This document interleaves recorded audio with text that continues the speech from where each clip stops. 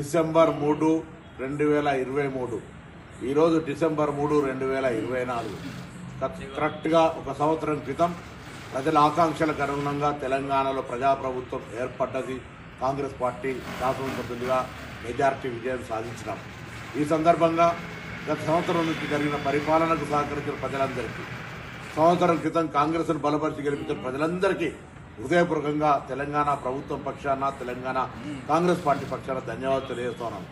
ముఖ్యంగా ఒక ఉద్యమకారుడిగా, విద్యార్థి నాయకుడిగా తెలంగాణ సాధనలో నా బాధ్యతను చూసి హుస్నాబాద్ నియోజకవర్గం నుంచి నన్ను శాసనసభ్యుడిగా గెలిపించిన హుస్నాబాద్ ప్రజలకు ప్రత్యేకించి ధన్యవాదాలు తెలియజేస్తూ, తప్పకుండా ప్రజల ఆకాంక్షలకు అనుగుణంగా ఈ సంవత్సర కాలంలో రైతులకు సంబంధించి తదితర అనేక సంక్షేమ కార్యక్రమాలు చేసిన మహిళలు కావచ్చు, ఇతరత్ర భవిష్యత్తు 4 సంవత్సరాలలో ప్రజల ఆకాంక్షలకు అనుగుణంగా ప్రజాస్వామ్య విలువలతోటి ప్రజాస్వామ్య రక్షణకై కాంగ్రెస్ పార్టీ భవిష్యత్తు కార్యక్రమాలు తీసుకుంటుంది.